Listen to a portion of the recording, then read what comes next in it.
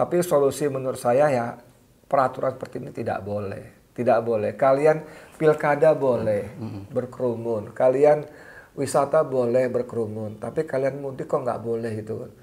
Itu kan nggak manusiawi sekali. Anda bisa bayangin nggak kalau 1.000 orang, 1.000.000 orang nyerbu bank mau ngambil duit buat mudik. Itu kan terjadi rush. Dan sekarang bukan rahasia bahwa negara nggak punya duit.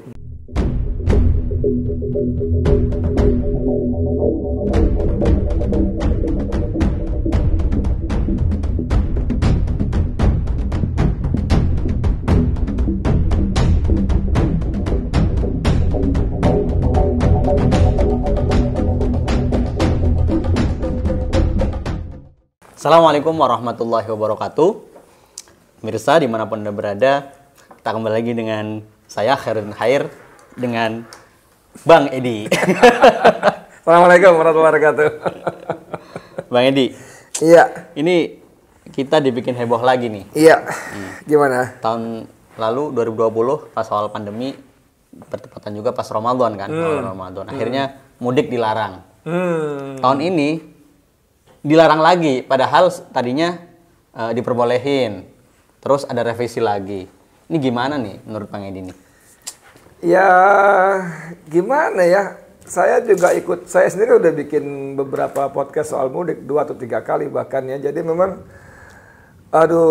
saya melihat video-videonya itu sedih ya, rakyat ya. Itu kan yang viral itu kan di gunung itu, di gunung motor, Masya Allah. Di gunung ya, ya kan dari jauh itu ya, motor berderet-deret, macet, jalan tikus pun ini. Jadi gini loh, maksudnya gini, ketika pada saat yang sama pemerintah melarang mudik, tapi mendorong rakyatnya untuk berwisata, belanja juga. Itu kan emang kalau virusnya wisata pergi gitu, kalau virusnya belanja nggak datang gitu, kalau virusnya mudik datang nyerbu gitu, kan nggak masuk akal bos. Terus dalam bahasa orang-orang netizen di grup-grup media sosial itu kan juga, jadi ketemu orang tua dilarang, ketemu apa sih namanya di kebun binatang itu. Boleh dipersilahkan. Boleh gitu. Dan satu lagi yang paling membuat kita miris, sama rakyat sampai disekat. Itu sampai ada polisi mencegat jalan-jalan tikus dan menjemput sampai di rumah tujuan. Ya kan, di rumah tujuan itu yang udah sampai ke rumah di Udik itu dijemput, dipaksa suruh periksa swab. 220.000 saudara, swab. Itu swabnya bekas nggak? Oh, nggak tahu deh. Tapi maksud saya sampai segitunya gitu loh. Di Jawa Tengah itu Ganjar mengerahkan satuan tempur TNI untuk menyekat. Satuan tempur saudara, namanya satuan tempur. Harusnya bertempur. Harus di medan pertempuran, bukan pertempuran. Salahnya. Mohon maaf, nggak masuk itu ngomongnya. Tapi satuan tempur dikerahkan untuk menyekat pemudik. Ini kan nggak berlebihan sih sebenarnya. Iya, berlebihan banget lah. Ini juga jengkel itu. Di saat yang sama, warga negara asing, bahkan India yang kemarin baru kena tsunami ya. Tsunami sebutnya, karena dalam satu hari 300.000 lebih, yang meninggal lebih dari 2.000, boleh masuk Indonesia. Bahkan variannya kan COVID-nya baru kan India itu. Bahkan disebutkan bahwa ada mafia karantina itu. Yang bayar 6,5 juta. Iya, mafia karantina. Bayar 6,5 juta boleh lewat. Bisa berkeliaran itu. Rakyat sendiri sampai dihadang senjata itu. Kita kesal juga itu.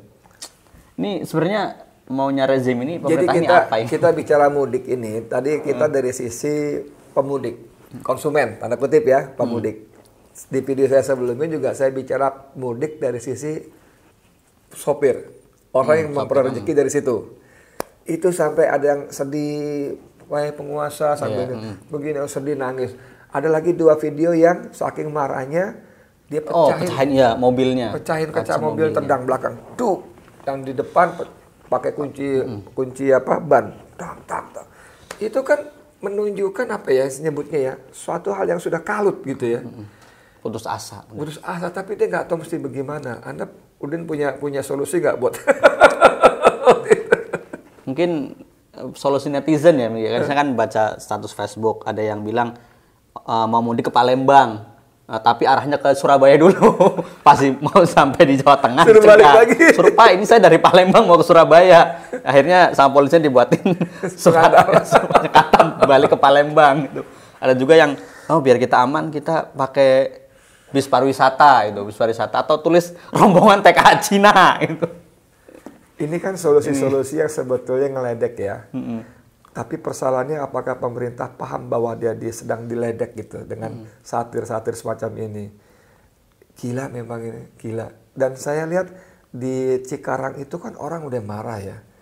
Ini apa nggak khawatir terjadi letupan gitu loh.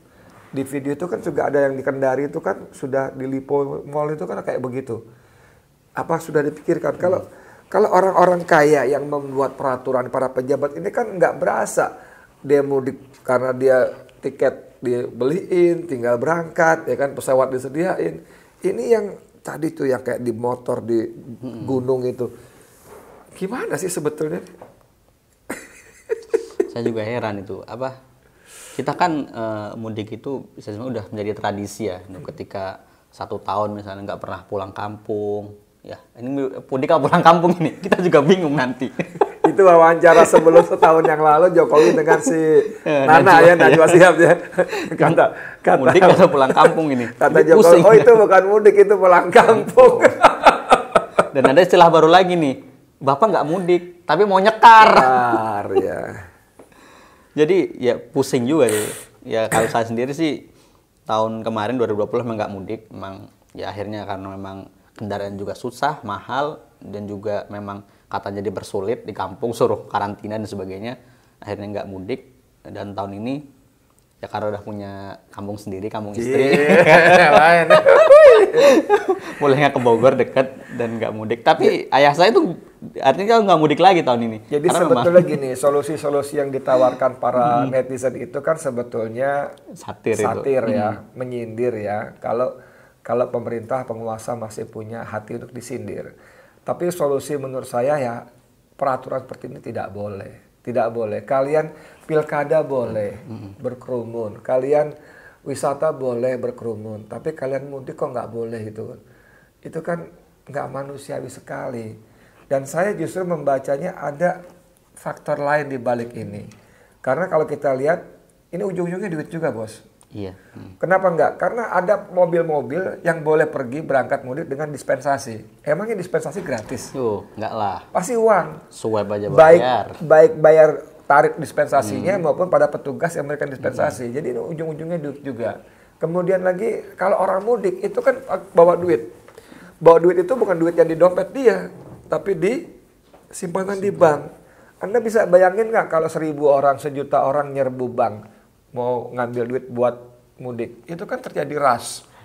Dan sekarang bukan rahasia bahwa negara nggak punya duit, bank juga kesedot karena duitnya lebih suka untuk ditaruh di surat berharga pemerintah yang bunganya lebih besar. Jadi ini hal seperti ini nih jahat menurut saya, jahat. Bawa penguasa berhentilah berbuat jahat gitu, menjahati rakyatnya. Cabut peraturan-peraturan yang nggak benar kayak begini kan, begitu ya. Mau sampai kapan sih kalian berkuasa kan? Enggak. Kalian kan akan berhenti juga jadi rakyat juga. Bahkan kalian juga akan mati. Betul nggak sih kalau gitu? Belum tentunya sampai 2024. Bisa saja sebelum 2024 mati ya. Kenapa ngomongin 2024 jadi? Karena kita nggak tahu. Ngomongin mudik, ngomongin 2024 maksudnya apa?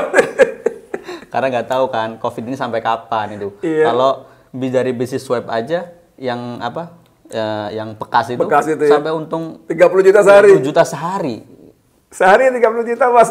Pakai bahan swab bekas. Ya, bisnis menggiurkan memang ini. Covid ini jadinya. Ya wes, apalagi udah tamat nih. Ya, mudik aja dulu mungkin. Cuman keluh kesah aja. Udah itu aja dah, saya sebagai rakyat Indonesia, saya nggak mudik. Saya dari zaman ke zaman nggak mudik. Nggak mudik karena orang tua saya di sini dekat-dekat saja nggak mudik. Dan tapi saya sedih dengan lihat fenomena seperti ini, rakyat kasihan bener. Please deh ya, penguasa please. COVID begini loh, paling gampang logikanya gini loh. Kalau hari ini tahun ini kalian larang rakyat mudik, ketemu orang tuanya, datang nggak datang COVID ada. Tapi tahun depan, mudik tahun depan, belum tentu orang tua kita masih hidup. Betul nggak? Betul. Dan buat orang sebagian besar orang kita, mudik itu jadi momentum saling bermaafan.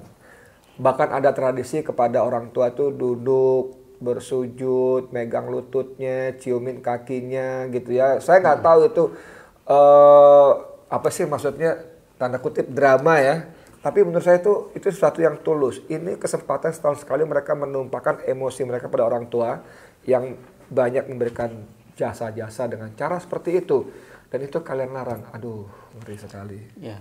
Mungkin buat teman-teman yang akhirnya nggak bisa mudik dan tetap di Jakarta, mungkin bisa memanfaatkan 10 hari terakhir untuk iktikaf agar mendapatkan Lailatul Qadar. Jadi bukan karena nggak mudik terus dapat Lailatul Qadar ya, tapi Ustadz Nganu memanfaatkan untuk iktikaf, untuk beribadah dan sebagainya agar dapat ya, kemungkinan dapat di 10 hari itu insyaallah malam Lailatul Qadar. Jadi bukan karena nggak mudik ya, tapi harus dicari Lailatul Qadar itu. Ya, tetap stay tune. Saksikan terus Bang Edi Channel dan juga Mimbar Tube.